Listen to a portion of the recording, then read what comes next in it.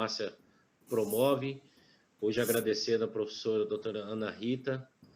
Muito obrigado mesmo, Ana Mota Castro, sempre atenciosa, até um convite que é do GT de Farmácia, GT de Saúde Pública Indígena, do CRF-MS, até uma sugestão da nossa conselheira, doutora Ângela Cristina, né? Nós gostaríamos de agradecer a presença de todos e dizer que é muito importante o Conselho poder estar promovendo esse tipo de conteúdo.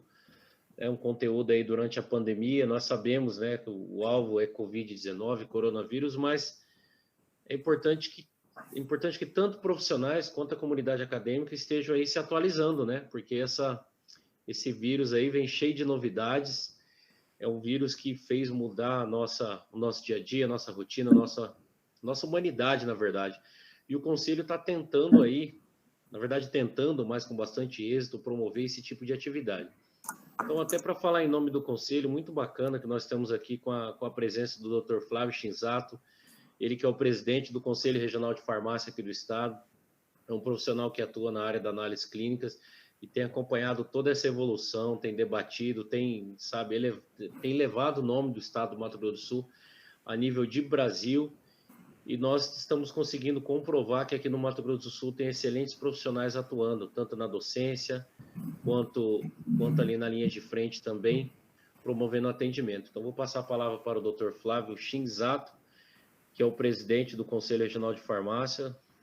Dr. Flávio, a professora Ana Rita já está aqui, esse assunto diagnóstico laboratorial do Covid-19. A palavra é do senhor, nosso público aqui hoje é de profissionais, acadêmicos também, e aí nós vamos continuar divulgando para ter mais gente.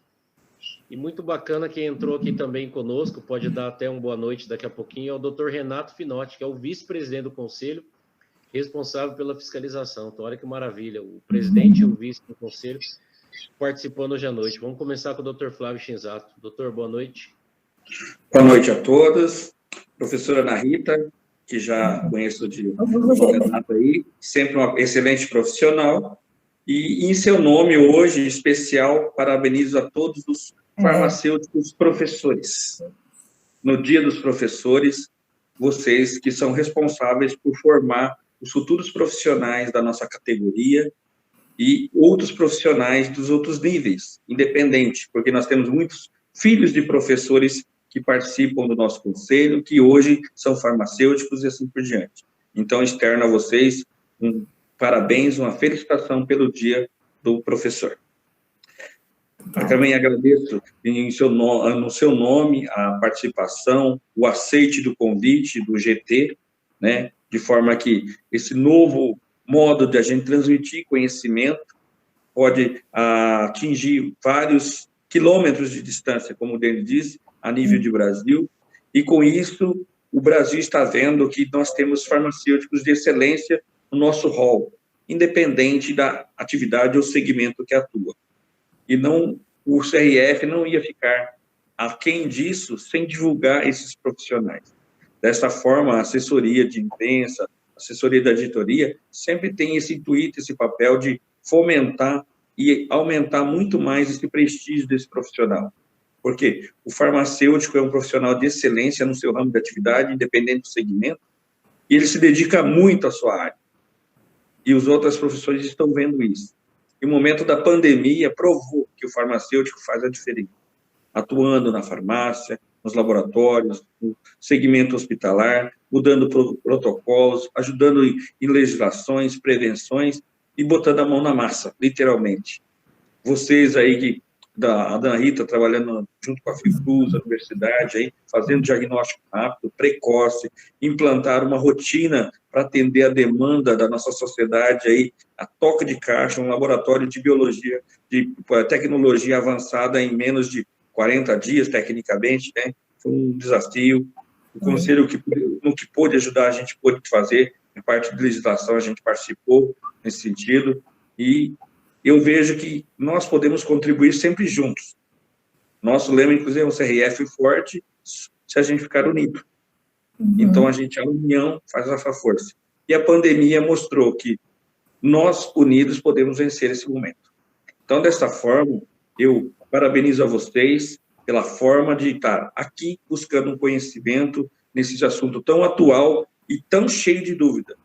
Eu que trabalho nesse segmento, recebo dúvidas de colegas e eu mesmo tenho várias dúvidas relacionadas a isso. Então, a gente vai acompanhar também como mero estudante buscando conhecimento.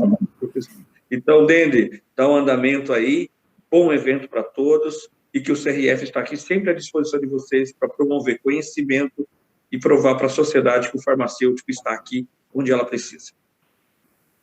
Excelentes palavras, doutor Flávio Shinzata, é exatamente isso. O conselho de farmácia tem se tornado forte ao longo dos anos.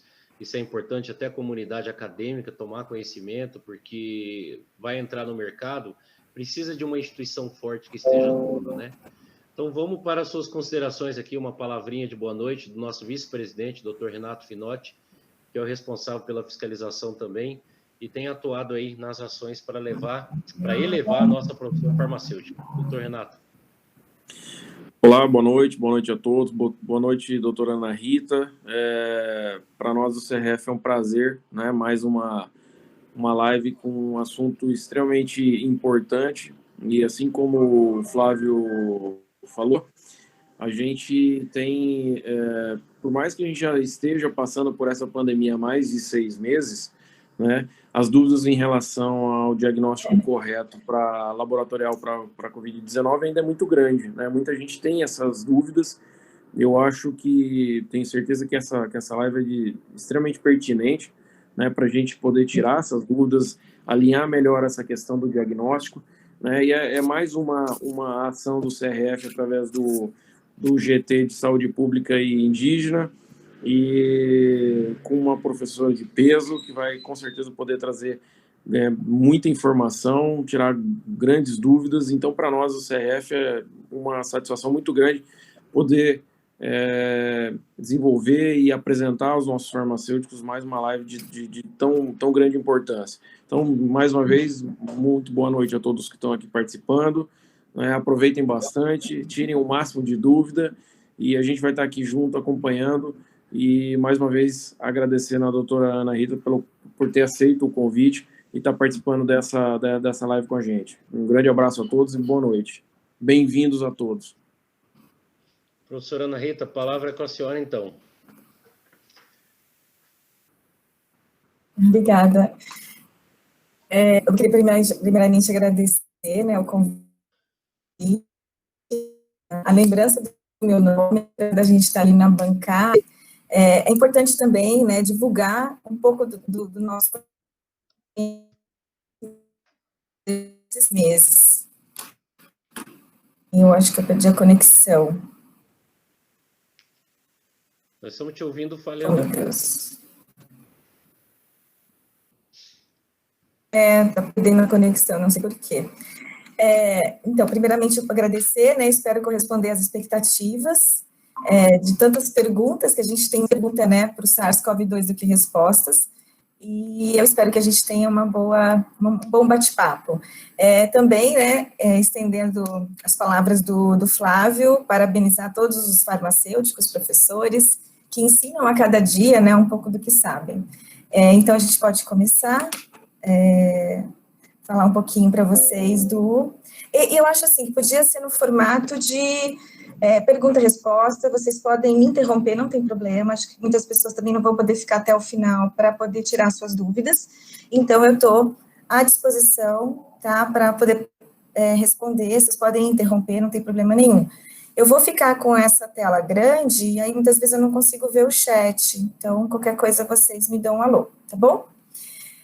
Então, vamos falar um pouquinho da Covid-19, ela é uma doença viral, foi descrita no final de 2019 na China, então acredita-se que já em outubro já tinha alguns casos já relatados, outubro e novembro de 2019, ela foi declarada emergência internacional de saúde pública em 30 de janeiro de 2020, e declarada uma pandemia pela Organização Mundial da Saúde em 11 de março de 2020. Ela é uma doença muito sistêmica, ela tem um espectro que vai variar desde uma infecção assintomática, né, muitos são assintomáticos, até uma infecção leve, até uma pneumonia grave com síndrome do desconforto respiratório grave e falência de múltiplos órgãos. Então, a gente tem aí leque, né, de manifestações clínicas dessa infecção. O Brasil atualmente é o novo epicentro global, isso é uma coisa boa, não sei até certo ponto, mas a gente aprendeu muito, né, com os outros países, com os outros estados, e a questão ruim, né, claro, própria da doença, mas a gente também, muitas vezes, não tem como, os insumos, né, eles vão ficando cada vez mais escassos e a gente acaba tendo uma interferência muito grande no diagnóstico. As estratégias de contenção de baixa efetividade e grande impacto econômico, então a gente viu, né, algumas estratégias de contenção tiveram excelentes efetividades, outras nem tanto, e o impacto econômico é bastante importante. A terapia, ela não é definida, costuma-se dizer que no COVID a gente tem uma medicina de detalhes, né, e ela é muito mais pessoal, paciente, do que um tratamento ubiquitário para todo mundo.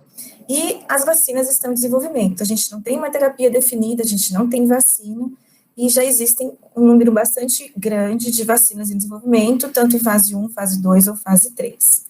Então, só dando uma introdução para vocês, a gente sabe que o coronavírus pertence a uma grande família de vírus, né, e existem centenas de coronavírus, e muitos dos quais vão circular em alguns animais, como todo mundo já viu, porcos, camelos, cães, gatos, galinhas, né, boi, aves e morcegos, e outros mamíferos também.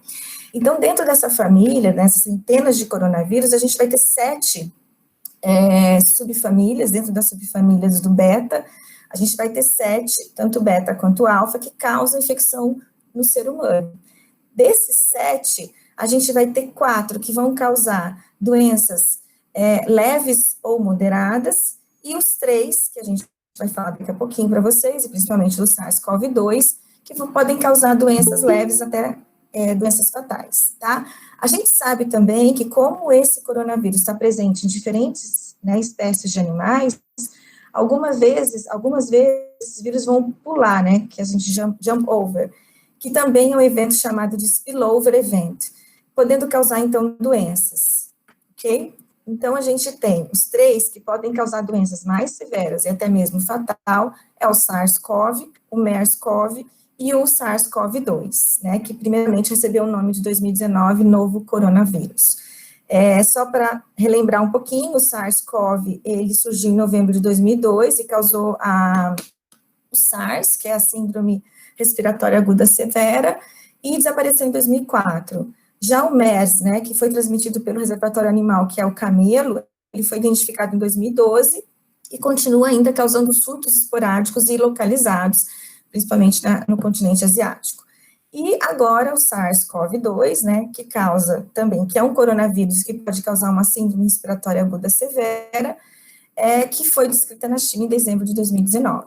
Então, não tem como a gente, daqui a pouquinho eu vou falar da própria partícula viral, para a gente poder entrar no diagnóstico, mas só como todo mundo já sabe, né, aqui a gente tem uma árvore genética mostrando, né, a evolução desse vírus, aonde você pode observar no mesmo cluster, a gente tem os primeiros isolados, né, sequenciados humanos da China, pertencendo muitas vezes ao mesmo cluster de alguns coronavírus encontrados em dois tipos de coronavírus encontrados em morcegos. Então, eles têm uma identidade, uma similaridade na sequência nucleotídica com o SARS-CoV, que causa, né, que infecta os morcegos, mas se sabe também que devido a diferentes mutações que aconteceram nesse vírus, sugere-se, né, que existe um hospedeiro intermediário,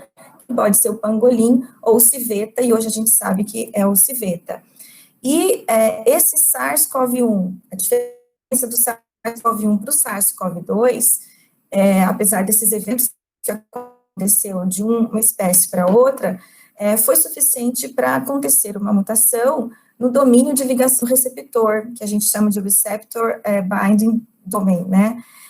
E o que sugere também que esse aumento de afinidade, né, essa mutação nessa região do spike, nessa proteína, aumentou, então, facilitou a ligação, né, nos pneumócitos 1 e 2, que a gente vai ter aquele receptor, que é o ACE2, que é a enzima conversora de angiotensina, facilitando, assim, aumentando, assim, a afinidade. Por isso, a gente tem uma transmissibilidade muito maior se a gente comparar o SARS-CoV-1 com o SARS-CoV-2. E também existe uma relação de uma mutação nesse sítio de clivagem polibásica, né, dessa proteína também, justificando, então, o aumento da virulência. Então, não tem como a gente falar de diagnóstico se a gente não mostrar, né, a sua partícula viral como um todo e o seu genoma. Ele é um vírus relativamente pequeno, mas ele possui um RNA de fita simples de aproximadamente 30 mil pares de base, né? Então, ele tem diferentes regiões, existem as regiões abertas para leituras, que codificam, né, proteínas importantes, tanto para a estrutura do vírus, quanto para a replicação, e formando esse envelope viral, a gente vai ter a proteína S, que é conhecida como spike, né, a proteína E, que também pertence ao envelope, e a proteína M, né? Então, nesse envelope estão ancoradas duas proteínas importantes, que é a spike, que vai ser importante para a fusão e entrar na célula hospedeira, e a proteína M também. E mais internamente, a gente tem uma proteína que é conhecida como proteína N, que é o núcleo capsídeo, ok? A presença dessa proteína spike, ela favorece, ela possibilita a entrada na célula hospedeira. Então, a gente vai ver isso também ao longo das apresentações. Então, aqui, o RNA de fita polaridade positiva, com aproximadamente 30 mil pares de base, e ele possui as regiões estruturais e não estruturais, né? Então, nesse genoma, RNA, a gente vai ver essas praticamente 11 genes que vão codificar 26 proteínas diferentes, com função de atividade, tanto enzimática, que vão participar da replicação do vírus, quanto proteínas que vão formar a estrutura do vírus completo, ou também conhecida como virion. Então, a ORF2, que vai codificar a proteína spike, a ORF4, que vai codificar a proteína do envelope, a ORF5, a proteína de membrana, e a ORF9, que vai codificar a proteína do núcleo capsídeo. Por que é importante conhecer? Porque muitos dos alvos que a gente vai utilizar, tanto nos testes sorológicos quanto nos testes moleculares, são direcionados a se usam-se essas proteínas, né, tanto em ensaios sorológicos e ensaios moleculares, são esses os alvos que a gente procura para amplificar, ok? Então, mostrando aqui esse hospedeiro intermediário, né, o morcego, como a origem desse SARS-CoV-2, um hospedeiro intermediário, e aí, então, infectando o homem. Lembrando, então, do que eu já falei, que houve provavelmente uma mutação nessa região do receptor, né, de ligação, do domínio de receptor de ligação, e que favoreceu muito a afinidade, a ligação com essa enzima ACE2. Essa enzima, ela está expressa em células alveolares, tipo 1 e 2, no epitélio intestinal e em células do endotélio vascular. Para que essa interação aconteça e a penetração desse vírus seja efetivada, a gente também tem a participação de uma serinoprotease transmembrana tipo 2, que está presente nas células hospedeiras. E ela promove a absorção do vírus pela clivagem do ACE2, e ativa, então, essa proteína S, né, principalmente S1, para que esse vírus penetre na célula hospedeira, causando, então, a infecção propriamente dita. Também já sabemos, hoje em dia, que o coronavírus, o que apareceu na China, ele já teve algumas mutações, né, não é um vírus que tem muita mutação, mas algumas mutações importantes. A gente já sabe que atualmente circula a maioria dos vírus circulantes, eles apresentam essa mutação, que é a D614G, né, que é uma substituição de um aminoácido na posição 614. E ela é importante? Importa essa mutação? Sim, porque essa mutação, ela alterou a conformação, né, da proteína S, aumentando, assim, a infecciosidade dela, tá? Então, ela é importante. A gente pode observar que esse isolado com essa mutação, e outras mutações também, mas essa é a mais importante, e que está presente na maioria dos isolados atualmente, ela surgiu em meados de fevereiro né, e hoje, principalmente em alguns países da Europa, começou ali, e hoje a gente já sabe que ela é responsável pela maioria das infecções. Então, é importante, porque acredita-se que tem uma relação com a virulência, com uma afinidade maior, uma facilidade da spike se ligar ao receptor ACE2, ok? Então, só para recordar rapidamente, a gente vai ter mais ou menos 30% das pessoas que se infectam sem sintomas, né? Lembrando que a gente também vai ter os sem sintomas, que são os assintomáticos, mas a gente também pode estar frente àquelas pessoas que têm sintomas leves e moderados. É importante a diferenciação no diagnóstico laboratorial dos assintomáticos, dos pré-sintomáticos, até porque a gente conhecer a data da coleta, né, desse material e que tipo de teste a gente vai fazer é importante.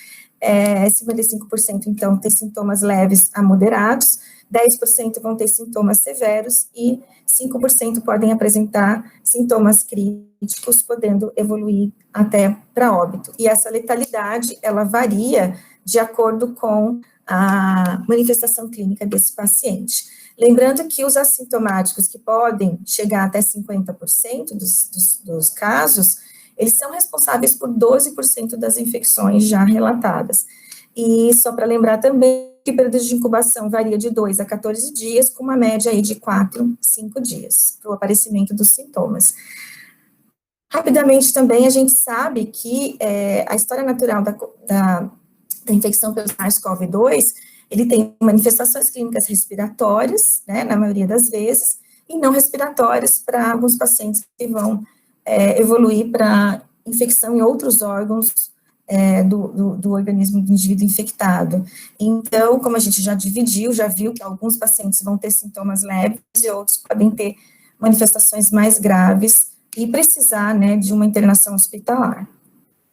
Aqui para mostrar, a gente está falando de laboratório, existem algumas revisões já que estão sendo publicadas, essa é uma delas, onde a gente já pode utilizar alguns parâmetros laboratoriais, né, sejam eles testes hematológicos, bioquímicos, e onde a gente consegue ver uma diferença significativa entre os pacientes que evoluem para doença mais grave e podem evoluir para óbito, e aqueles que recuperam dessa infecção. Então, a linfocitopenia é importante nos pacientes mais graves, o aumento da proteína C reativa, o aumento da desilogenase lática, o aumento do dímero D, o aumento da AST, né, e da ALT, muito mais da ALT do que da AST, e o aumento do VHS e diminuição da concentração sérica de albumina. Então, é um clínica de todos os pacientes. Aqui só para lembrar que a gente tem alguns grupos, né, que precisam de atenção mais importante, crianças, né, a gente tem poucos dados. A população vivendo com HIV é semelhante à população adulta geral. Os pacientes com idade acima de 60 anos, morador de abrigos ou população privada de liberdade, e os pacientes com doenças pulmonares ou cardiovasculares, e também os pacientes com neoplasias malignas. Aqui eu acho que vale ressaltar de uma palestra que eu assisti, que eu achei interessante, que os de menos de 60 anos e obesos, dependendo do IMC, ele tem maior risco de internação e maior risco de ventilação assistida, ok? Então, qual é o papel, né, o papel do laboratório no diagnóstico dessa infecção? O papel do laboratório é importantíssimo, né? Principalmente quando a gente está frente a um paciente com a infecção. Então, qual é o papel do laboratório quando a gente tem uma infecção já a termo? É o diagnóstico de uma infecção aguda, de uma infecção ativa. E aí a gente vai ter como ferramenta metodológica o diagnóstico molecular, seja RT-PCR, seja outras metodologias que amplificam, né, o ácido nítrico. Já a vigilância epidemiológica, a gente pode ter tanto o PCR quanto a pesquisa de anticorpos. Uma vez que a doença já está instalada, o estágio dessas doenças, o prognóstico dessa evolução, dessa infecção, ou o monitoramento da terapêutica, a gente vai ter outros testes, como eu já coloquei, que vão monitorar esse paciente, né? E uma vez que esse paciente se recupera dessa infecção, a gente vai ter a vigilância epidemiológica propriamente dita, que aí a gente pode utilizar os testes sorológicos para esse fim, ok? Então, a gente vai tentar abordar para vocês, né, questões muitas vezes sem respostas, mas quais as aplicações dos testes diagnósticos? Então, para que serve o teste molecular, para que serve o teste sorológico? Qual teste que eu utilizo e quando, né? Essa é uma questão, eu acho que primordial para você escolher que tipo de teste você vai utilizar. Diagnósticos específicos, então, os testes que vão me dar um diagnóstico específico, os diagnósticos complementares, como a gente já viu, outros testes laboratoriais. É um caso suspeito, teve contato com caso confirmado, então qual a melhor metodologia, se eu aguardo, se eu espero, quanto tempo para fazer esse teste, é um paciente sintomático ou é um paciente assintomático? Então, a gente sabe, não só para o SARS-CoV-2, que o desempenho de qualquer teste depende da indicação, né? Então, isso é quase que uma premissa para quase todas as doenças laboratoriais, que utilizam o diagnóstico laboratorial para a definição dos casos. Então, a gente pode dividir os testes diagnósticos para o SARS-CoV-2 como a detecção direta do material genético e a detecção indireta do material, dos anticorpos que a gente vai falar, tá? Então, se a gente estiver falando de detecção direta do material genético, né, ou metabólitos, a gente está falando da PCR em tempo real, onde eu vou fazer uma amplificação, uma extração do RNA e uma amplificação de diferentes, né, regiões do genoma, que eu vou usar como alvo para amplificar. O LAMP, que é uma amplificação isotérmica, né, um diagnóstico molecular, e está sendo muito utilizado para amostras de saliva. Como ela tem uma amplificação isotérmica, ela pode ser usada em grande escala em campo, né, então uma metodologia molecular muito mais acessível, que necessita de um menor número de equipamentos. O NGS, que é o sequenciamento de nova geração, que está sendo utilizado principalmente para sequenciar, né, os vírus que estão circulantes, entender um pouco essa rede de transmissão, a presença ou não de mutações, e a espectrometria de massas, que a gente vai falar de proteômica e metabolômica, e a detecção do antígeno viral. Então, seriam métodos de detecção direta, ou do material genético, ou do antígeno viral. Já os métodos de detecção indireta, a gente vai ter a pesquisa do anticorpos, né, IgA, IgM, IgG, ou anticorpos totais e anticorpos neutralizantes, aonde a gente vai abordar um pouquinho para vocês sobre os testes rápidos, que a gente conhece como point of care testing, os testes de ELISA, que são utilizados em grande escala para pesquisa de anticorpos específicos, a eletroquimiluminescência e a quimiluminescência, e as testes de neutralização em placa, que é a pesquisa de anticorpos neutralizantes, aqueles anticorpos que realmente vão conferir a imunidade para esses pacientes. E o isolamento viral em cultura, que seria uma metodologia de detecção direta, tá? Para ver viabilidade, né, desse vírus e infectiosidade dele também. Então, esse slide, ele mostra cada exame no seu tempo, que é o que a gente vai sempre bater nessa tecla, né? Testes diferentes em momentos diferentes. Então, se eu tenho uma doença aguda, eu vou ter que buscar metodologias de métodos diretos, né, de detecção, seja do RNA do vírus, que é o RT-PCR, ou qualquer outra metodologia molecular, ou a pesquisa do antígeno, ok?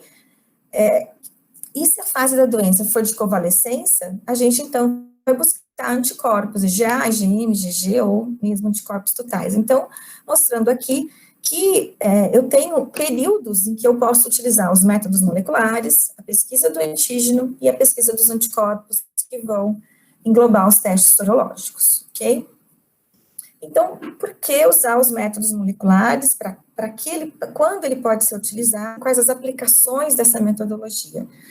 O diagnóstico de casos suspeitos, então eu tenho um caso suspeito, sintomático, então é o padrão ouro para diagnóstico desses pacientes. A decisão para liberação dos casos confirmados de Covid-19 da quarentena, então em alguns casos, se usa, né, essa ferramenta, principalmente para o profissional de saúde, que muitas vezes vai voltar para as suas atividades, né, dentro dos hospitais, mas a gente sabe também que, de acordo com o CDC, após 10 dias, esse indivíduo pode voltar. Por quê? Porque se viu em alguns estudos que a viabilidade do vírus viável, ou seja, vírus infectante, Em cultura, em isolamento viral, observou-se que é até 8 dias, né? Era 14 dias e hoje em dia é 10 dias, de acordo com as normas do CDC. Mas, se tiver como fazer uma pesquisa de RNA por RT-PCR, é bastante importante também. Lembrando, como eu já falei para vocês, o RNA é intermitente, então o ideal seria aguardar 10 dias, o que é o ideal. Muitas vezes o mundo ideal não é o mundo real. Seria aguardar os 10 dias e coletar uma amostra nesse 11º dia, né? Lembrando que se negativo, após 24 horas, fazer uma coleta, porque a gente tem situações de RNA intermitentes, né? Então, a gente tem algumas variáveis pré-analíticas e analíticas que podem dar falsos negativos também, né? Que a gente vai falar daqui a pouquinho. Triagem de indivíduos assintomáticos com história de contato com casos confirmados de Covid-19. Então, pode ser uma aplicação da metodologia molecular. E o diagnóstico diferencial de síndromes gripais. A gente sabe que em várias regiões, né, do mundo, do Brasil, a gente teve as epidemias de gripe, né, de H1N1 e de outros vírus respiratórios. Então, o diagnóstico diferencial, nesse caso, seria bastante conveniente. Aqui é um artigo novo que saiu recentemente, que ele mostra diferentes métodos moleculares, né? Então, a gente fala da PCR em tempo real, mas a gente já tem a PCR digital, a RT-LAMP, a gente tem outros tipos de PCRs isotérmicas também, que estão podendo ser utilizados. Chama atenção para esse quadro, que é a sensibilidade analítica, né? Então, a gente tem, quando a gente fala em sensibilidade analítica, a gente está falando da sensibilidade da própria metodologia, diferente da sensibilidade clínica, né? Então, no caso aqui, a gente pode observar que todos os métodos utilizados, que utilizam, né, a PCR em tempo real, como metodologia, a sensibilidade analítica é de 0,14 cópias por microlitro. E a metodologia mais sensível de todas é realmente a PCR digital, a Droplet Digital PCR, que detecta a partir de 0,02 cópias por microlitro de amostra, ok? Lembrando que os métodos moleculares, eles têm alta sensibilidade, como a gente viu, e elevada especificidade também, geralmente acima de 95%. Aqui, essa figura mostra qual a data ideal, qual o momento ideal de se coletar a amostra do paciente, né, e que tipo de amostra a gente vai poder utilizar, quando há uma suspeita clínica, a gente vai utilizar a metodologia molecular como ferramenta de diagnóstico. O melhor data da coleta é no 3º e no 4º dia, tá? Mas a gente não pode deixar de falar que muitas vezes, um dia antes ou alguns dias antes do início, né, do aparecimento dos primeiros sintomas, o RNA já pode ser detectado, tá? Então, a gente está vendo aqui um importante, que é o limite de detecção, no 3º e 4º dia, onde ele atinge a sua carga viral máxima, e aí, após esse período, né, mais ou menos ali no 7º, 8º dia, ele começa a declinar, né? Lembrando também que a gente tem a presença do RNA positivo, eu posso ter uma PCR positiva, mesmo passando 10, muitas vezes, 15 dias. A gente vai mostrar alguns casos, né, de alguns pacientes que ainda continuam dando RNA positivo mesmo após 14 dias. Lembrando que quando um estudo foi conduzido tentando, né, comparar a presença do RNA na PCR positiva, mas com a viabilidade, né, desse material, desse vírus em cultura, observou-se que eles eram, na cultura viral era positiva até o 8º dia. Então, o que a gente está vendo? Que mesmo que o PCR dê positivo após o 8º dia, a gente pode estar frente a RNAs livres, tá? Não é uma partícula viável capaz de causar uma infecção. Então, a gente pode estar tendo aí a presença apenas do RNA livre que fica nas células, até por causa da meia-vida dessas células, que demora um pouquinho para ser trocado. Então, a gente tem uma diversidade de testes de diagnóstico molecular, com diferentes protocolos, tá? Aqui eu estou mostrando para vocês o genoma do vírus e as regiões nos quais alguns testes moleculares vão ter como alvo, ou seja, a região, a sequência nucleotídica daquela região que a gente vai amplificar, ok? Então, a gente tem protocolos da China, do CDC, do Charité, protocolos de outras regiões, né, como o Instituto Nacional de Saúde. Então, vocês podem ver que, por exemplo, os protocolos mais utilizados é o CDC da China e dos Estados Unidos, que tem como alvo a região do nucleocapsídeo, que é N1 e N2, tá? No caso do CDC da China, tem como alvo a ORF1b e também o nucleocapsídeo, e o Charité, que tem como alvo tanto a RNA polimerase, RNA dependente, quanto o envelope, quanto o nucleocapsídeo. Então, dependendo do protocolo que eu vou utilizar, eu vou aplicar diferentes regiões do genoma do vírus, ok? Então, é claro que dependendo do protocolo, da região que eu quero modificar, eu vou ter primers e sondas desenhadas especificamente para aquela região no qual o meu teste vai identificar, tá? Lembrando que a gente pode ter PCRs que são one step, né? Ou seja, vão amplificar apenas uma região. Então, a gente já trabalhou com PCR assim, amplificar só a região do envelope. O kit de biomarquinhos, por exemplo, ele amplifica apenas a região do envelope. E eu preciso e também o protocolo de DT, por exemplo, que usa o protocolo do CDC, que amplifica duas regiões, N1 e N2. Então, nesse caso, eu preciso de 3 pocinhos por paciente.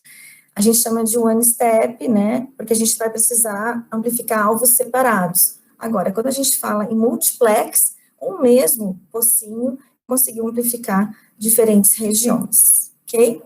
Então, o desenho dos primers e das sondas é muito importante para a especificidade dessa metodologia. Então, primeiramente, num diagnóstico molecular, a gente vai fazer a extração do RNA daquela amostra clínica, a gente vai falar um pouquinho das diferentes amostras que podem ser coletadas. Após essa extração do RNA, esse material vai para a PCR propriamente dita, e a gente vai ter a PCR, que primeiramente, a gente vai fazer a transcrição reversa do RNA para o cDNA, para propriamente dita começar a amplificação, que é a PCR, tá? A PCR em tempo real. Então, primeiro a gente tem uma transcrição reversa, que é o RNA que eu extraí da amostra, ser convertido em cDNA, e aí agora na máquina, isso tudo vai acontecer na máquina, no termociclador, e agora sim a PCR.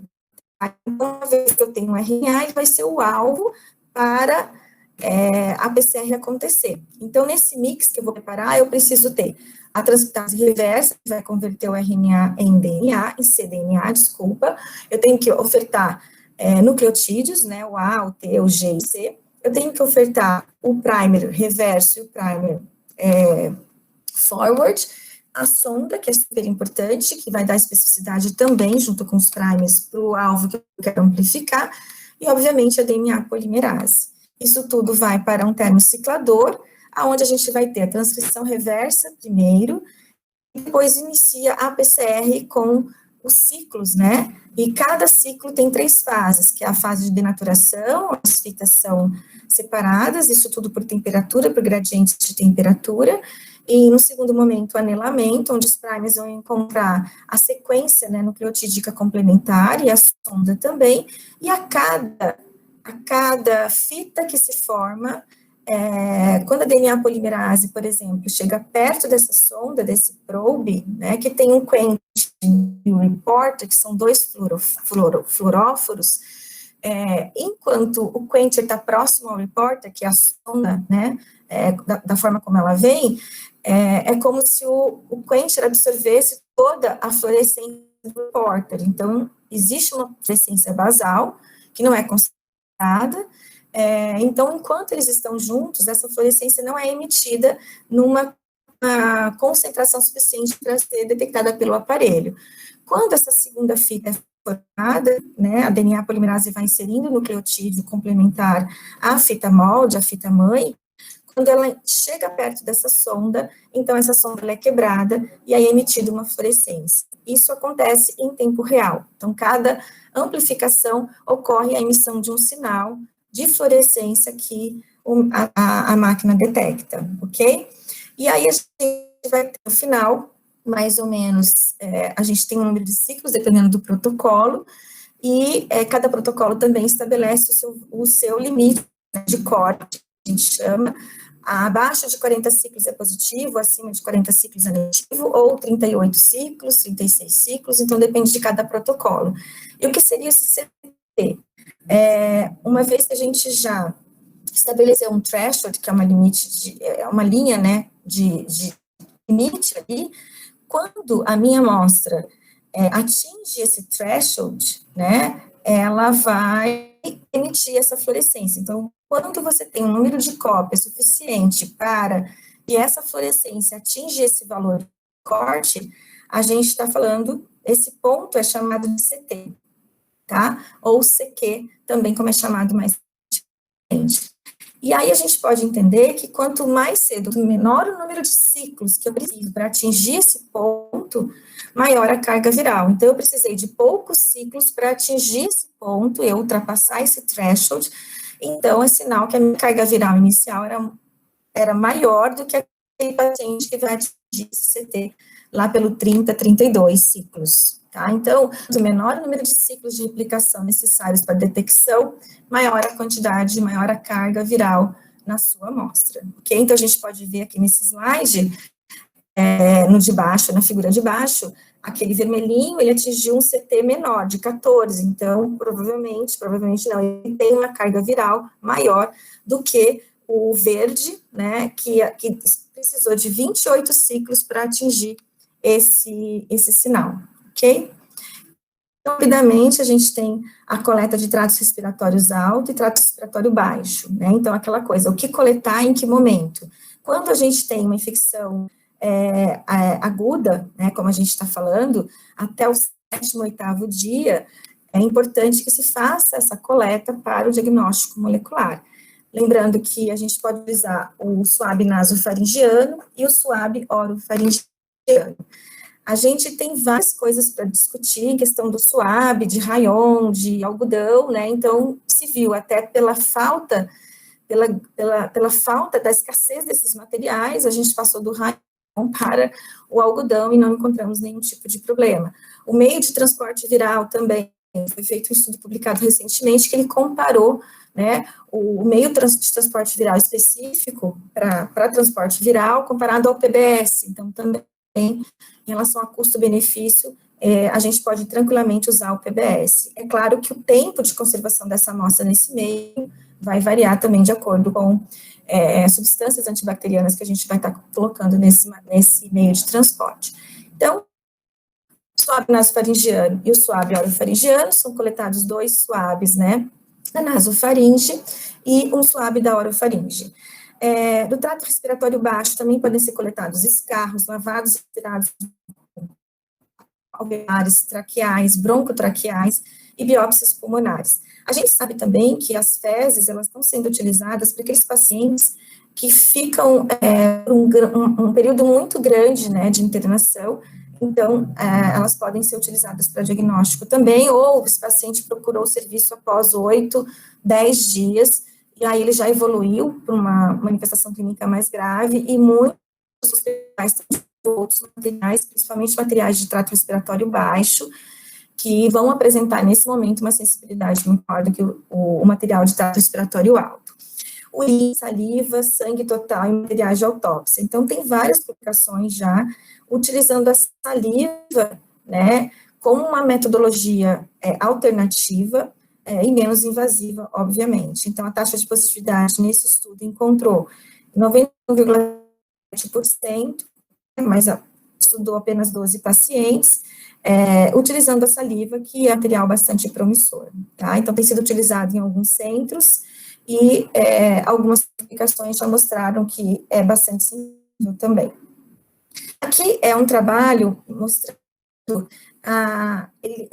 foram estudados 205 pacientes e 1.070 amostras coletadas desses 205 pacientes. E aí foram os primeiros estudos, né, que foram publicados em relação aos diferentes materiais biológicos que podem ser utilizados. Então, a maior taxa de positividade foi encontrada quando se usou o lavado, né, broncoalveolar, seguido do escarro e o suave nasofaringiano, 63% de positividade, tá?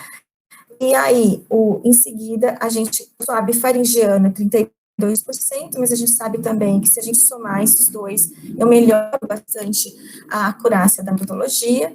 Fezes em 29%, sangue em 1%, lembrando que esse fluido de Beremia ele é muito, muito raro, não é um material muito utilizado, e a urina em nenhum, em uma das amostras coletadas, ok? Esse trabalho também mostra a evolução da positividade do SARS-CoV-2 ao longo, né, da evolução. Então, eles acompanharam um paciente, e aí no dia 4 a gente tinha um CT de 18 a 20, né, um CT bastante importante.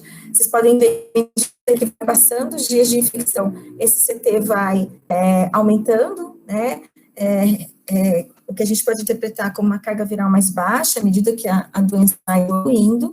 Suave orofaringiano, ele foi positivo até o 7º dia, 11º dia, e já negativou no 12º. O soro negativou nos 2 primeiros dias, os 2 primeiros 4 e 7 dias, a urina também, e as fezes, ela apresentou uma positividade lá pelo 7º dia, ok? Esse slide, ele mostra que também trabalhou com diferentes amostras, né, clínicas, suave, escarro, fezes, soro e urina. E aqui a gente pode ver que o suave, né, e o escarro, a gente pode ver que a grande maioria das amostras foram amplificadas ali do 8º, 14º dia, e a gente pode ver aqui bastante importante também a fezes no positivo ali no cinza, ok? Então, elevada a carga viral durante a primeira semana de infecção, com um pico de 7, né, 0,11 elevado a 10, vezes 10 elevado a 8 cópias de RNA suave oronasal, no dia 4, então, importante, o 3º, 4º dia para essa coleta, uma maior sensibilidade analítica, e o escarro também apresentou uma boa positividade nesse período, tá? Então, mostrando também que dias após os sintomas, comparando o suave nasofaringiano com o orofaringiano e mostrando uma melhor performance do nasofaringiano. Somando os dois, a gente vai ter uma sensibilidade analítica bastante importante. A outra figura, né, colorida, está mostrando que a partir do início dos sintomas, a gente vai ter alguns pacientes, sim, com a presença do RNA positivo após o 14º dia, ok? Aqui mostrou a grande variação da dinâmica viral de pacientes com cargas virais altas e baixas nos primeiros dias de infecção. Então, são diferentes pacientes que têm diferentes comportamentos dessa carga viral, tá? Podendo até ser intermitente entre uma coleta e outra. E ali embaixo também, mostrando a mesma coisa, comparando suave com escarro, e mostrando esse pico importante aí na primeira semana, né, no 3º, 4º dia, e a negatividade de algumas amostras a partir do 9º dia, 14º dia. O outro slide mostra também, né, que alguns pacientes vão apresentar PCR positivo mesmo após 14 dias, ok? Então, o SARS-CoV-2, o RNA do SARS-CoV-2, ele pode ser detectado por mais de 6 semanas após o início dos sintomas, em alguns casos, ok?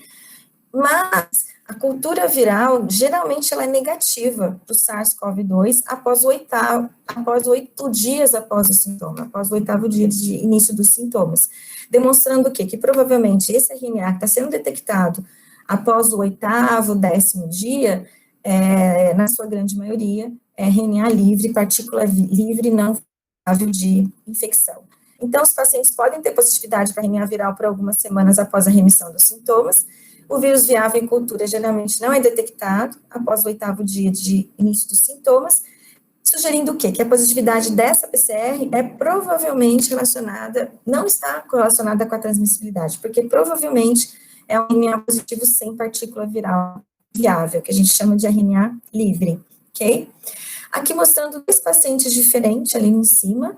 Um paciente teve uma evolução normal, né? Ele teve o RNA positivo no primeiro dia de sintoma, e isso seguiu até o 11º, 14º dia, e aí aparecimento do IgM e IgG, nesse caso os dois aparecendo concomitantemente, né, com um aumento de IgG bastante expressivo, e o outro paciente que teve esse RNA intermitente, que a gente fala, apresentou RNA positivo, a partir do primeiro dia do sintoma, esse RNA deu negativo nesse período e voltou a aparecer após o 14º dia, ok? Aqui a gente sabe que quanto menor o CT, maior a carga viral, tá? Mas a gente não pode fazer uma relação de quantificação, ainda não é permitida essa relação de quantificação. Por quê?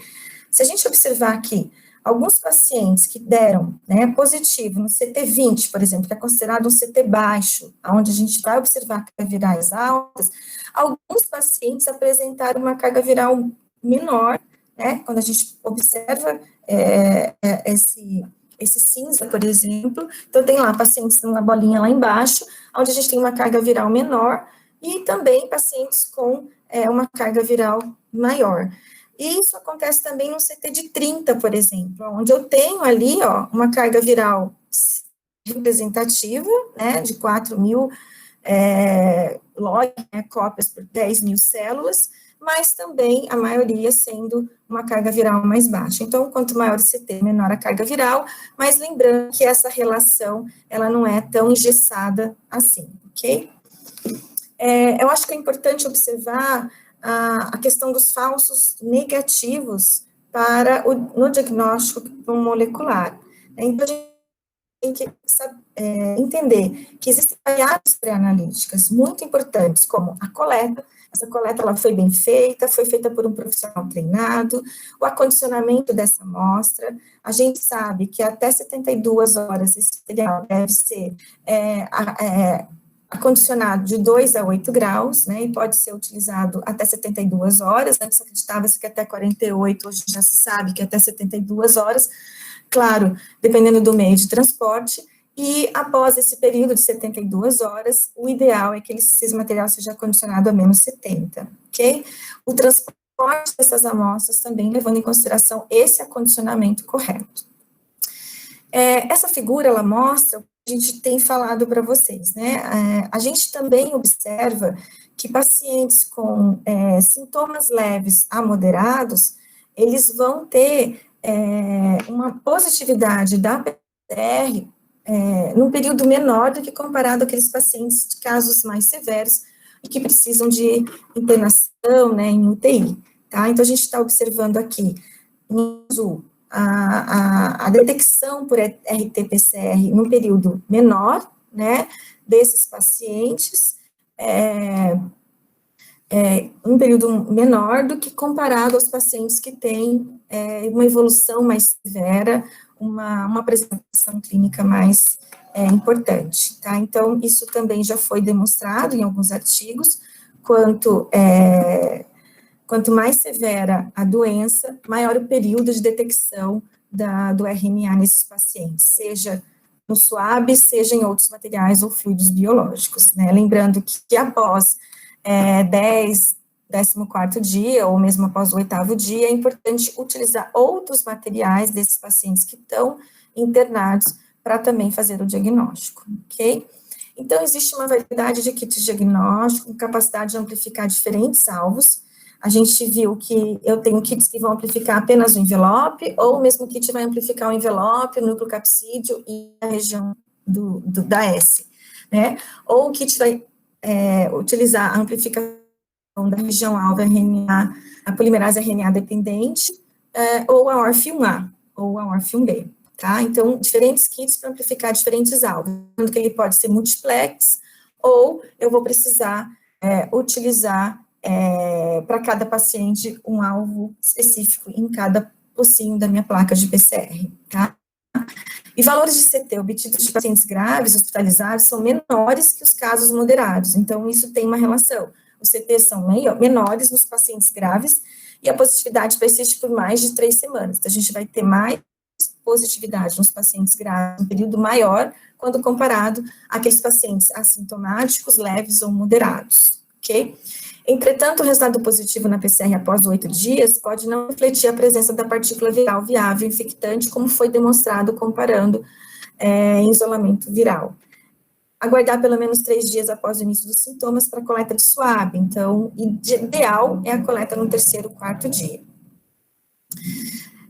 O diagnóstico molecular, seja as de kits comerciais ou a metodologia in-house, tem excelente sensibilidade analítica, nós vimos, né, em algumas metodologias até 0,02, 2 cópias por microlitro de amostra.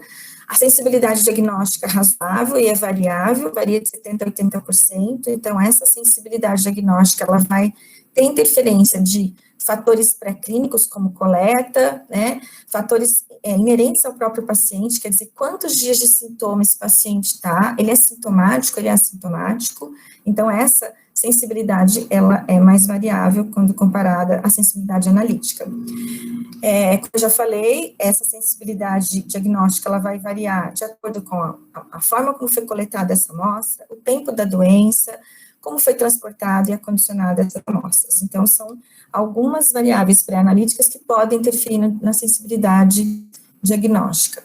A especificidade da maioria dos testes moleculares é de 99,5%, e isso se deve a um bom desenho, né, do primer e da sonda, que é específica para o SARS-CoV-2, e falsos positivos podem ocorrer por erros técnicos ou contaminação.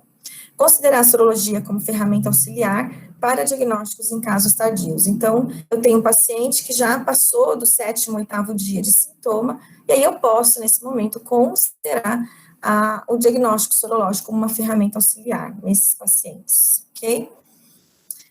Então, se vocês não têm nenhuma dúvida dos testes moleculares, a gente pode entrar um pouquinho nos testes sorológicos.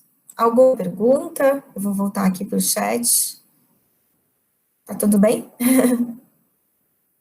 Ok. Então, a ocorrência da infecção em diferentes populações. Então, para que servem os testes sorológicos?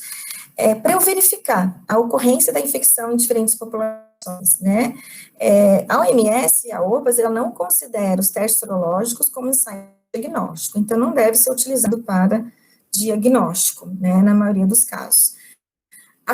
Serve também para confirmar o diagnóstico em pacientes que não foram identificados na rotina da vigilância epidemiológica, por exemplo, o RT-PCR deu negativo, até porque já passou os dias, né, ideais para coleta, ou não pode ser realizado, né, pode se considerar como uma confirmação diagnóstica, mas tem que ser interpretado com muita cautela. Em casos epidemiológicos, então ele pode ser utilizado para entender a dimensão da circulação do SARS-CoV-2 naquela determinada comunidade, população e grupo populacional.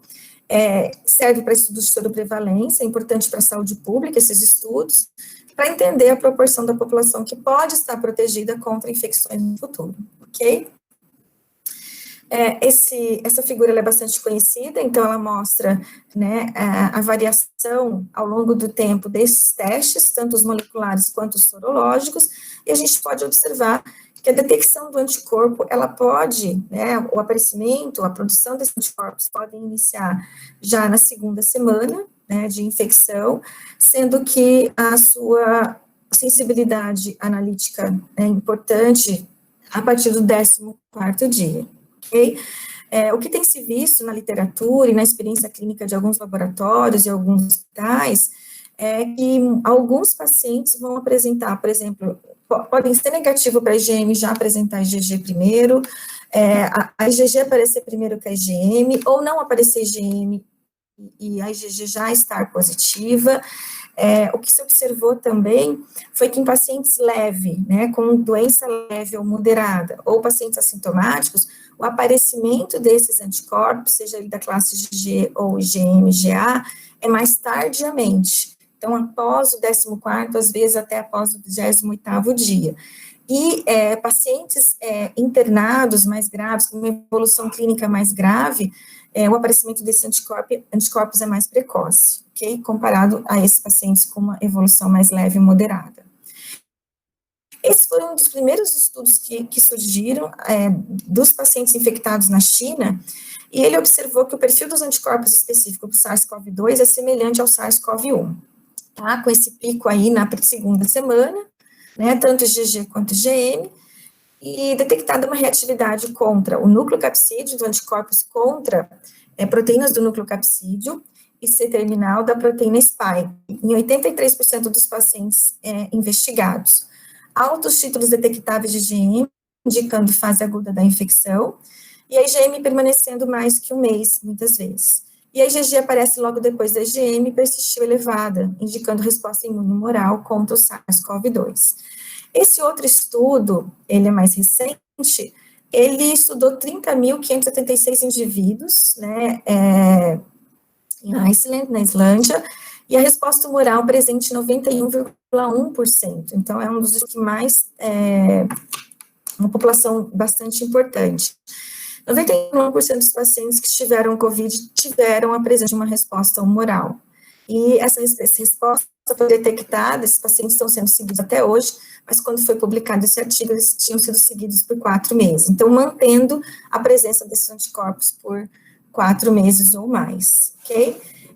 Esse aqui é um outro estudo que trabalhou com algumas metodologias sorológicas diferentes, como a eletroquimioluminescência, a quimioluminescência e o ELISA, e eles observaram que quando a gente pesquisa IgA e IgM por quimioluminescência, pouca utilidade clínica ou epidemiológica, porque muitas vezes a gente tinha resultados, né, negativos, e a separação não era muito clara entre os resultados positivos e negativos, então ficava ali naquele borderline, né, então muitas vezes os positivos e os negativos, eles tinham resultados muito próximos, né? Essa separação não era muito clara, por isso não tinha muita utilidade clínica ou epidemiológica.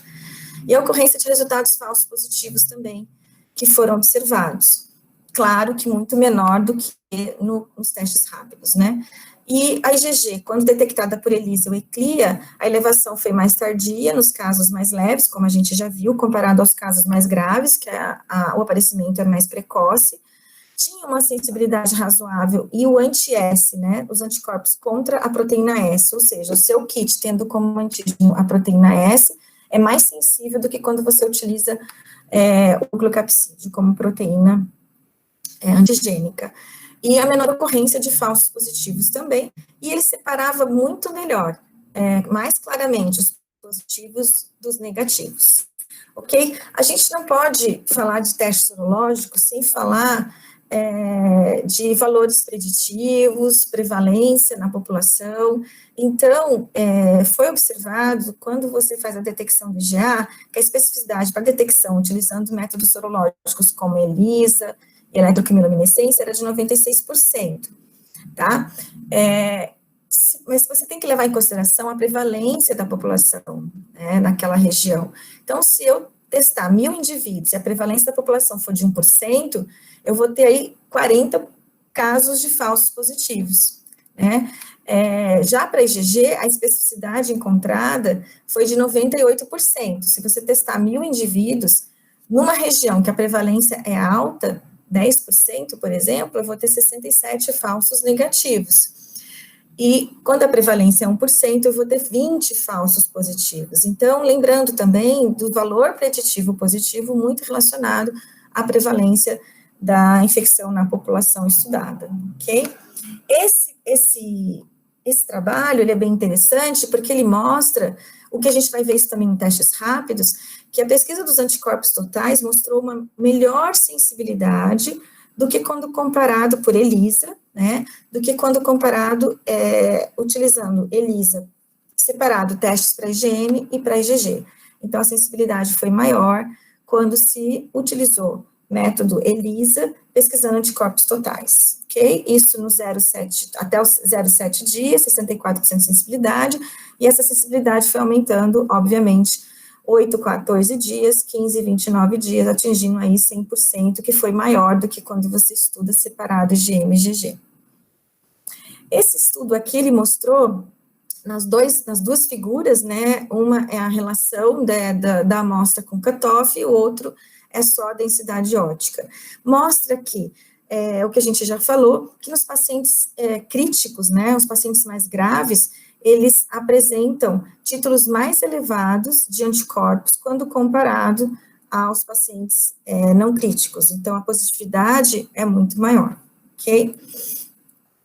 E aqui mostrando o que a gente já falou, voltando para essa figura, né, agora a gente olhando ali a parte de sorologia, casos severos, a detecção desses anticorpos, seja anticorpos totais, IgM, IgG ou IgA, o aparecimento é mais precoce, eles podem positivar mais cedo do que os pacientes com casos leves ou moderados, e os pacientes assintomáticos, muitas vezes, a detecção desses anticorpos vai ser mais tardia, em 80% dos pacientes, muitas vezes, após o 28º dia, ok? Então, diferentes antígenos têm sido avaliados em diferentes kits comerciais. Então, a gente vai falar agora aqui um pouquinho de ELISA, porque depois eu falo do testes rápidos separado. No caso do ELISA, ELISAs que detectam nucleocapsídeo, que é um dos antígenos imunodominantes, mostrou uma boa sensibilidade.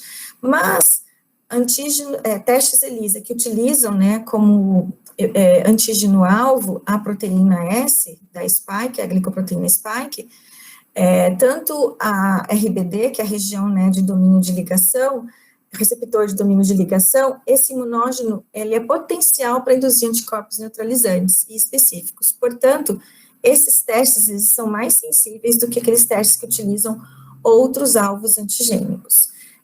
Falso positivo a gente pode ter, né, quando você está falando em outros coronavírus, que não SARS-CoV-2, proveniente de uma reação cruzada.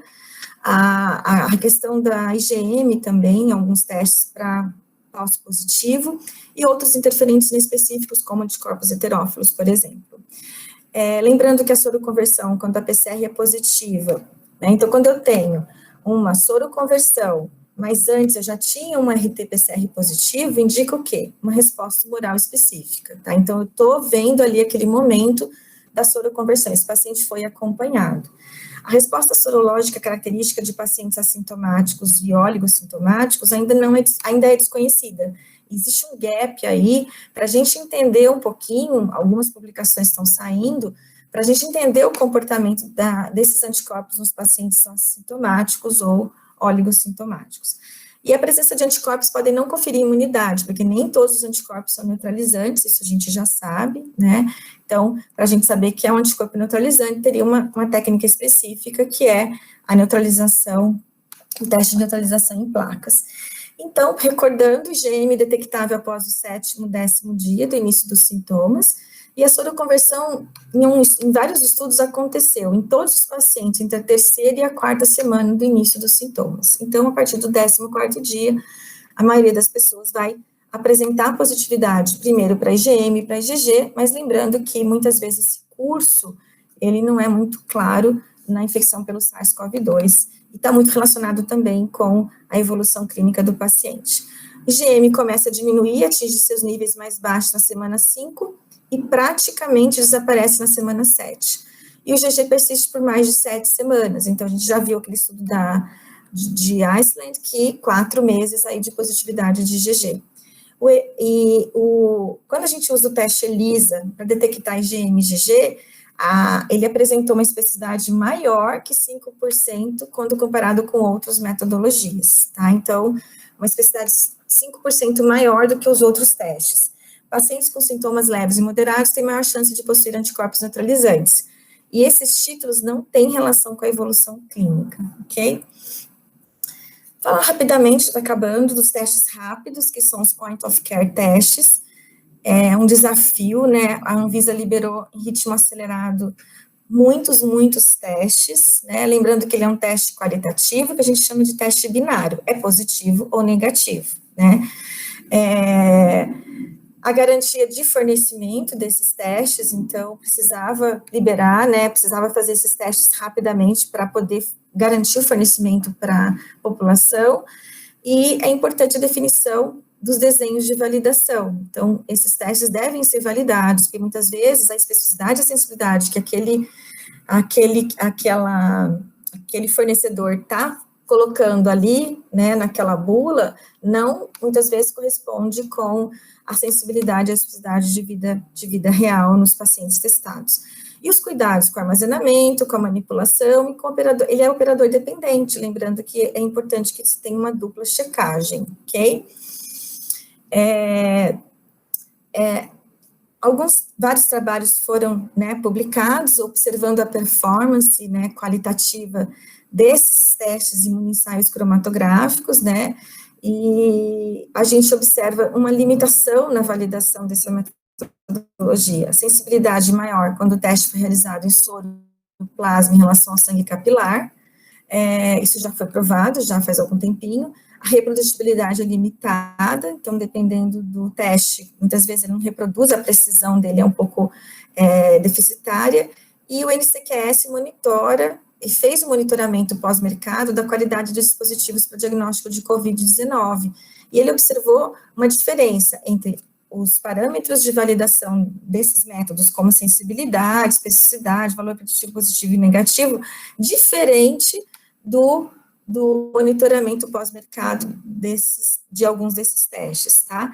E ali, nessa figura das avaliações dos testes, observou-se que, às vezes, a sensibilidade e a especificidade, principalmente a sensibilidade, variava de um lote do mesmo fornecedor, né, do mesmo fornecedor, mas em lotes diferentes. Então, essa, né, variabilidade muitas vezes prejudica os testes rápidos. A gente costuma dizer que, assim como no HIV, a gente está na primeira geração desses testes, então eu acredito que eles vão melhorar bastante e vão sim poder ser utilizados em larga escala para entender um pouco essa infecção nas populações diferentes. Então, quando indicar, ele é ideal após o 14º dia de sintoma, ele auxilia no diagnóstico dos casos clínicos compatíveis com SARS-CoV-2, mas que tem RT-PCR negativo, então passou aquele período de positividade, né, do RT, ele pode ser utilizado como uma metodologia auxiliar, ajuda na avaliação da soroconversão de IgG, então, importante, né, observar esses pacientes, muitos estudos estão sendo conduzidos, inclusive nós estamos conduzindo um estudo dos profissionais de saúde, a gente acompanha essa soroconversão, avaliação de políticas públicas, né, então, entender um pouquinho se está sendo bem feitas essas políticas públicas ou não, estudo de soroprevalência na população, então, os inquéritos epidemiológicos, ele pode ser utilizado, e principalmente para pacientes assintomáticos. Lembrando que regiões com prevalência baixa podem apresentar, né, valor preditivos positivos baixos e, consequentemente, o aumento de falsos positivos. E como a gente interpreta um resultado?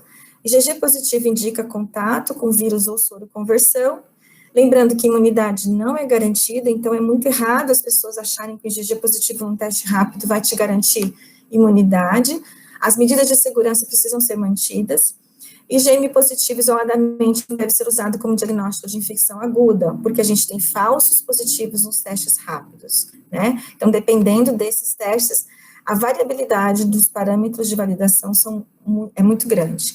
Então, testes rápidos para detecção de anticorpos apresentam uma qualidade variável, como a gente viu em várias publicações, em vários estudos também. E a pesquisa de antígenos, né? Também, utilizando o teste rápido, o material é amostras de suaves secos, os pacientes são, em geral, sintomáticos, né? Porque a gente está tendo aí uma relação com o RT-PCR, mas lembrando que ela tem uma sensibilidade analítica muito menor que o RT-PCR, tá? E menor sensibilidade diagnóstica também, de 50% a 70%, então vai variar, aquelas variáveis analíticas podem estar interferindo também. E resultados mais rápidos, né, com menor custo, essa é a vantagem da pesquisa de antígeno por testes rápidos, lembrando que o antígeno mais utilizado é a pesquisa da proteína S. Então, resumindo, né, o que a gente pode concluir do diagnóstico sorológico? Ele é importante ferramenta para entender a extensão da COVID numa comunidade, é importante para identificar indivíduos que podem estar imunes ou protegidos, mas a gente não pode dizer proteção, está entre aspas. Será que ela vai ser importante ela é importante, vai ser importante para a avaliação vacinal desses estudos de vacina? E quando você tem uma indisponibilidade da RT-PCR ou pacientes com doença mais tardia, ou seja, só procuram um serviço, né, de diagnóstico ou serviço hospitalar numa fase mais tardia, muitas vezes você tem uma RT-PCR negativa, e aí você pode usar como auxiliar aos métodos sorológicos. Pesquisa de anticorpos totais é mais sensível e seus níveis aumentam a partir da segunda semana de infecção. E os testes sorológicos na segunda semana de infecção, pareado com a PCR, podem aumentar a acurácia desse diagnóstico. Cautela, muita cautela na interpretação dos resultados, em testagens em massa, tá? Então, muito cuidado. E sensibilidade e especificidade variável entre diferentes amostras, métodos, como a gente viu, fabricantes e lotes, ok? Essa é a segunda avaliação de ensaio de proficiência, né, que a SBPC, junto com o Controlab, publicaram recentemente, avaliou diferentes métodos, tanto moleculares quanto sorológicos, e é muito importante, né, para guiar muitos laboratórios e os serviços de diagnóstico no Brasil, ok? Então, eu agradeço muito a todos vocês que me ouviram até agora, parabenizo novamente os profissionais, professores, né, farmacêuticos, agradeço muito o convite do Conselho Regional de Farmácia, e aqui mostrando um pouquinho da foto da nossa equipe que está à frente, né, do diagnóstico de SARS-CoV-2 em Campo Grande. Não podemos, né, deixar de lembrar que a Universidade Federal de Mato Grosso do Sul tem importante papel no enfrentamento dessa pandemia, FACFAM, FAMED, Embio, a Fiocruz, Mato Grosso do Sul, com logística, aporte de materiais de consumo, e também a Secretaria de Saúde do Estado, né, que confiou na nossa capacidade profissional, e principalmente o LACEN, que nos apoia com logística, com material, e que a capacitação também foi realizada pelos excelentes profissionais que trabalham nesse laboratório de referência. Então, muito obrigada a todos vocês, eu estou aberta para qualquer tipo de pergunta. Obrigada.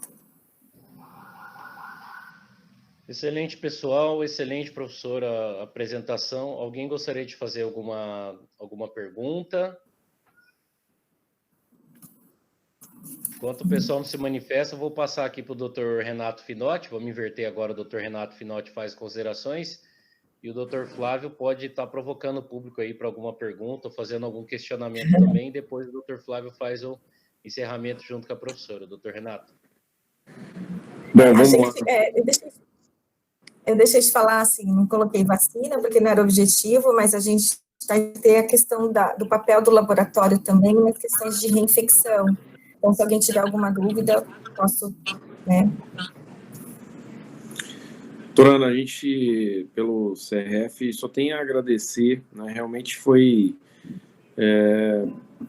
na verdade, você passeou por todos os pontos aí, né, do que a gente considera como complicado e que gera realmente dúvida, e achei extremamente pertinente, gostei demais da apresentação, e em nome do CRF eu quero agradecer muito de novo o seu convite, agradecer a presença de todos que participaram da live, e dizer que realmente o assunto é extremamente pertinente, né? Como eu falei no começo, a gente já está aí com um pouco mais de 6 meses de pandemia e as dúvidas continuam, e realmente é um vírus que desafia a cada dia, né, os profissionais que estão trabalhando com ele, porque a cada dia aparece uma notícia nova, uma possibilidade nova, uma dificuldade nova, principalmente, para poder combater ele. Então, eu acho que atingiu, superou a expectativa de todo mundo, a minha principalmente, eu achei extremamente importante as suas colocações. Assim, mais uma vez eu quero só agradecer em nome do CRF pela disponibilidade, né, de poder engrandecer mais as lives que a gente vem fazendo pelo CRF. Obrigado pela participação de todos, tenho certeza que todo mundo gostou muito e que foi realmente muito produtivo. Um grande abraço aí, boa noite para todos. Obrigada. Professora. Boa noite, eu tenho uma pergunta. Fala, Natália. Oi, professora, eu fiquei com uma dúvida. Quando você fala quando estava falando do PCR, né? Então, que na primeira semana tem uma carga viral alta na primeira semana de infecção. Isso você já está contando com um período de incubação, que existe, ou é... Porque, assim, falou muito de após o aparecimento dos sintomas, né? Mas aí eu fico com essa dúvida, a pessoa que não tem sintoma, né? Quando você fala na primeira semana de infecção, significa após ter o contato mesmo, já está contando com o período de incubação? Não, quando a gente fala em sensibilidade analítica ou mesmo sensibilidade diagnóstica, a gente está sempre falando de primeira, segunda, terceira semana do aparecimento dos sintomas, tá? Não é da infecção. A gente sabe que esse período de incubação, em média, 3, 4, 5 dias, né? Pode variar de 2 a 14. A pergunta, ela é pertinente, porque nos pacientes assintomáticos, essa vigilância, ela é mais difícil, ela é mais complicada. A gente tem visto positividade de RT-PCR em pacientes assintomáticos, mas que tiveram contato com pacientes sintomáticos, né? Então, aí você monitora, faz o PCR, mas eu estava sempre me referindo ao início dos sintomas, seja ele, né, qual for. Dentro daquele quadro, que eu nem entrei em detalhes, a gente tem a tosse, a febre, né, dor de cabeça, coriza.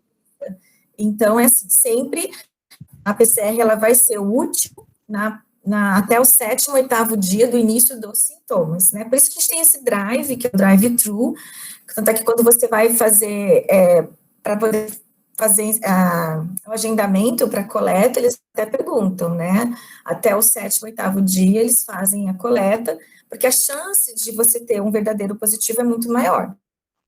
Sim, lembrando que o melhor paciente...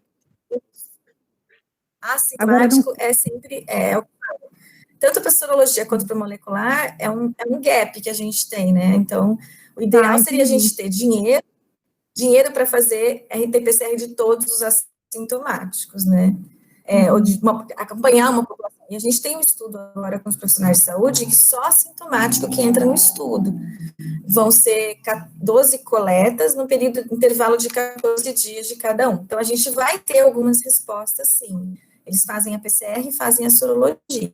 Tá? No final desse estudo, que vai ser em dezembro, a gente vai conseguir responder algumas perguntas. Mas, sim, para o assintomático é muito mais difícil estabelecer o melhor dia da coleta de molecular, porque é os sintomas que norteiam, né, essa melhor sensibilidade da metodologia. Inclusive os assintomáticos não estão conseguindo fazer, né, não entra num critério para fazer os exames, né, pelo Corpo de Bombeiros e tal, aí o pessoal sempre pergunta, então eu também tinha essa dúvida, na verdade. Mas tá professora, bom, então. Isso. Obrigada. Muito difícil, oi, professora. Oi. Flávio. De acordo com o protocolo, o RT-PCR positiva, coletado no 3º, 4º dia, dos sinais e sintomas. Nós temos um resultado positivo e os protocolos trabalhistas afastam o servidor, o paciente, seja quem for, coloca em isolamento por mais 2 semanas. Baseado nas evidências suas, esse protocolo de afastamento, 2 semanas, em virtude da carga viral declinante, a partir do 7º, 8º dia, não poderia ser menos? Então, o CDC, ele reviu esse protocolo, e por causa dessas publicações da viabilidade viral em isolamento de cultura, eles abaixaram isso para 10 dias, né? Então, alguns hospitais, algumas empresas estão utilizando 10 dias. O Einstein, eu sei que ele usa 10 dias, mas ele faz uma coleta de PCR no 11º dia, e ele faz uma coleta 24 horas depois, por causa do RNA intermitente, que ele pode ter um falso negativo, né?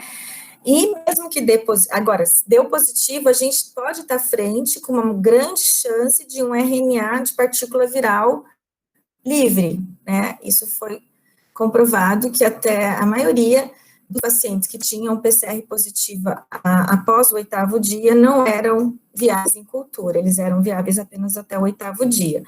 Agora, a sua questão, você está me dizendo que afasta 14 dias na maioria dos protocolos, e alguns adotam o protocolo, né, do CDC.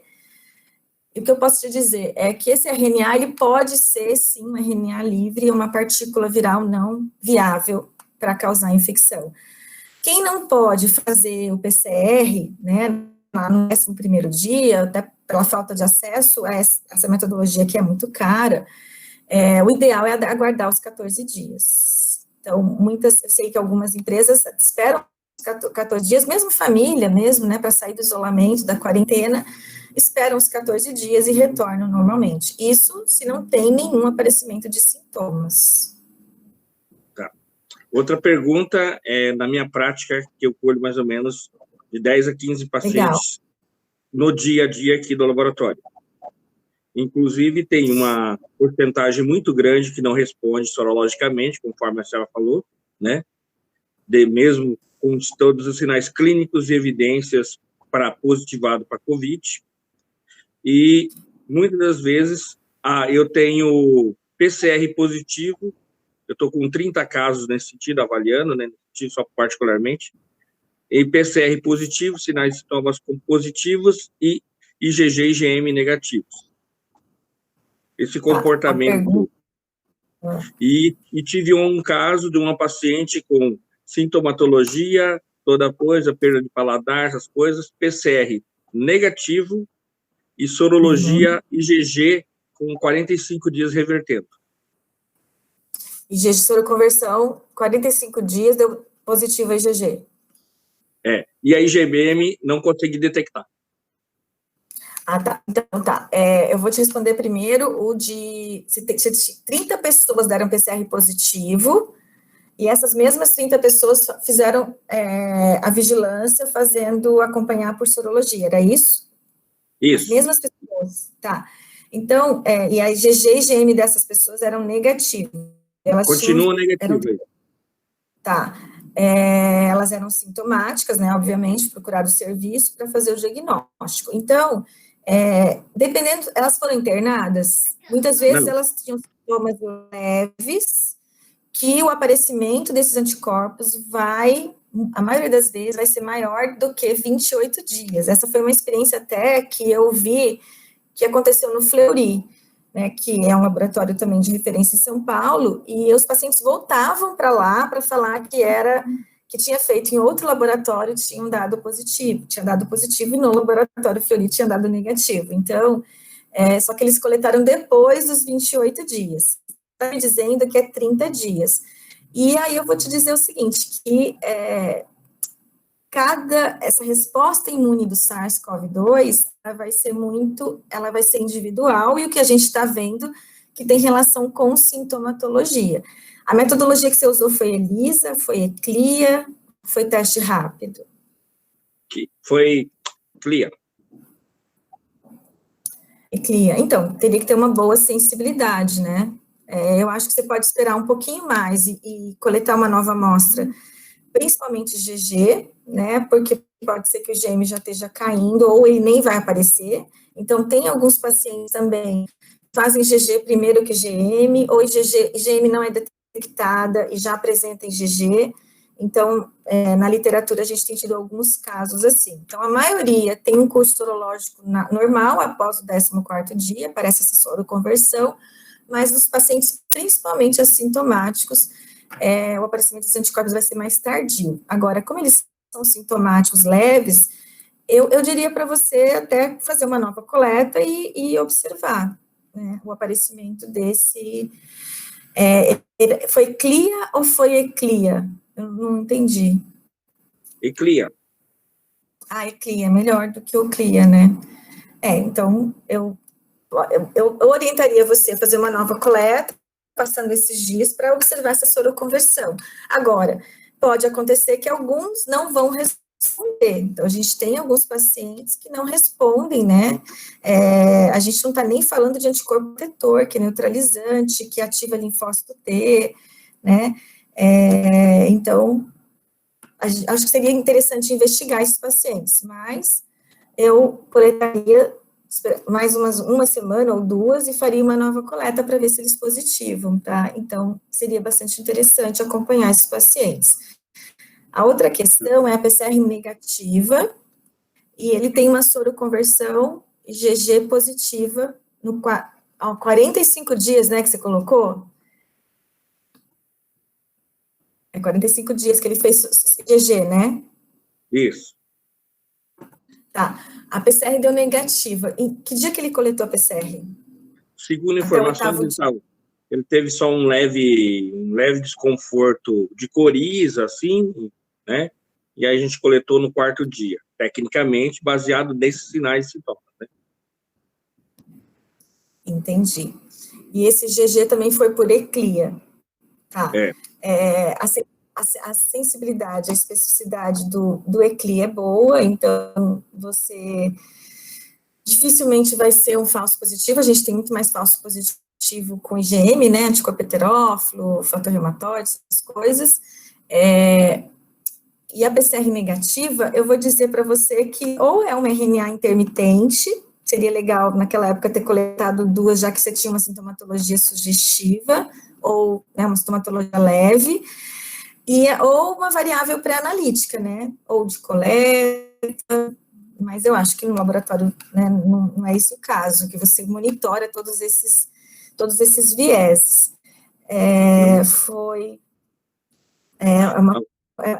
Esses casos, assim, é bem complicadinho, mas, assim, na PCR a gente pode pensar o RNA intermitente, que pode dar negativo e depois positivar, como aquele caso que a gente mostrou, um paciente com sintoma muito leve, e, tá vendo, ele positivou essa sorologia, mais chance de ser positivo para SARS-CoV-2, se não tiver nenhuma outra, né, reação cruzada aí presente, mas é mais comum na IgM e na IgA do que na IgG, e eu acho que vale a pena, que agora não dá para voltar no tempo, né, então, o que a gente poderia dizer que ele pode ter, sim, se infectado, mas não dá para garantir que ele está imune ou não, né.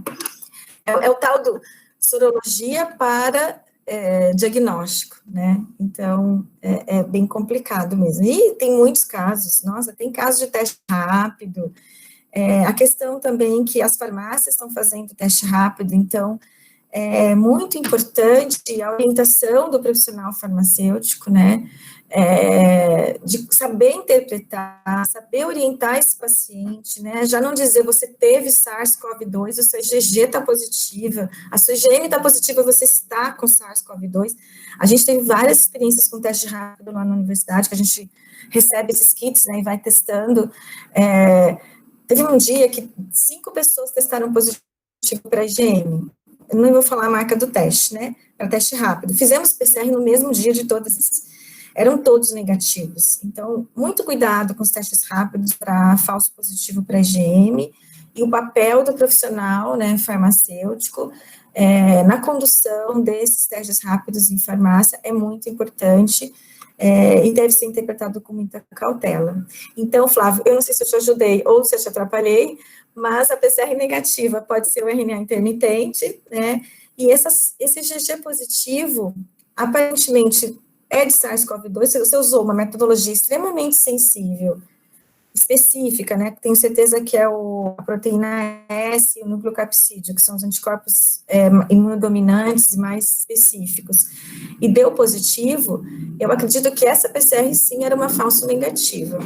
Já no outro caso, eu insistiria, né, você tinha uma PCR bem positiva, de 30 pessoas, é muito, e essa IgG-IgM negativa, então eu coletaria novamente, eu faria uma atenção especial para esses pacientes, eles vão até gostar, e faria novamente tentando acompanhá-los, ok? Falso positivo para PCR é muito difícil, a especificidade é bem elevada também. Ok. A gente usa para nem sonda, não tem como. A sua PCR você usa qual marca? Aí eu uso o laboratório de apoio Pardini. Ah, tá bom. Vocês não sabem o kit que ele usa, né? Tá. Tudo bem.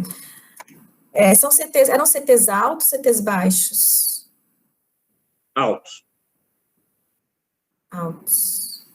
Lá perto do 30 e pouco. A gente também teve umas experiências meio ruins com alguns testes, de CT muito próximo do 40, e aí a questão do spray do RNA, então a questão de extração com muito cuidado, o spray do RNA na hora que você aplica na placa, então a gente já teve casos de 4 positivos consecutivos, e um CT entre eles muito baixo, com uma carga viral muito alta, e ele deu um CT de 38,40, a gente, pelo critério do teste, ele era positivo, mas a gente sempre toma excesso de cuidado de fazer um outro método e repetir, e deu negativo. Então, a gente já teve alguns casos assim também. Quando a gente já decidiu, a gente não vai mais usar o parâmetro do teste, né? Se é menor que 40 é negativo, é positivo, mas se ele der entre 35 e 40, a gente vai repetir por outra metodologia, porque muitas vezes pode ser uma contaminação, alguma coisa assim. Ok. Professora, a gente usa vários testes. Professora,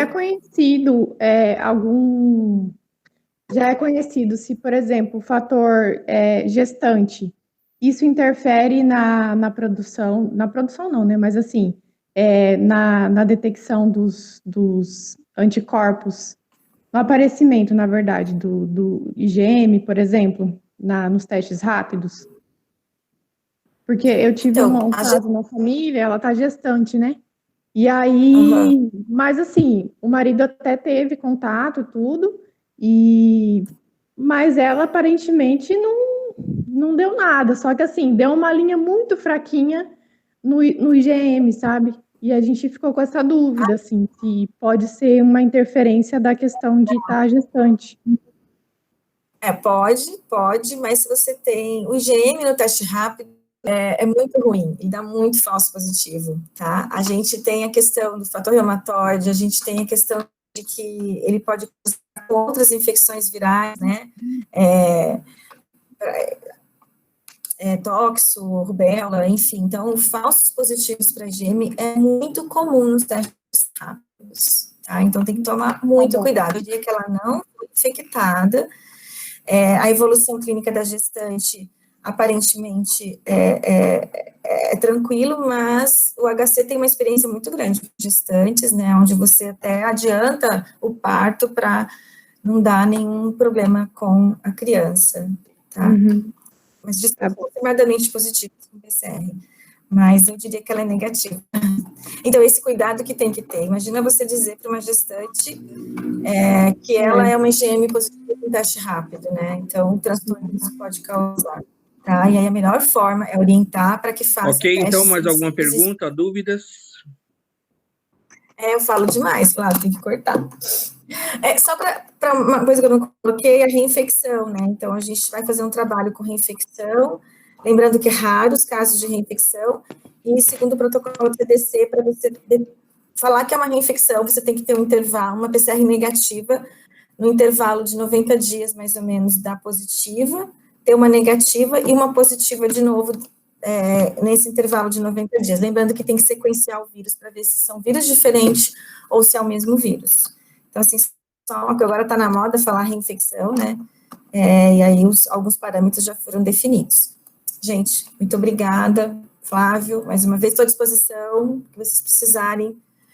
Eu coloquei meu e-mail, mas o pessoal tem meu WhatsApp, que vocês precisarem perguntar, estou à disposição, tá bom? Obrigada, gente, por me aguentarem 2 horas.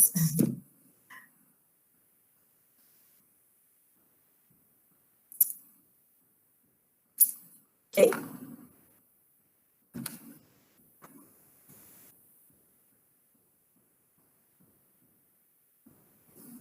Acho que pode encerrar, né?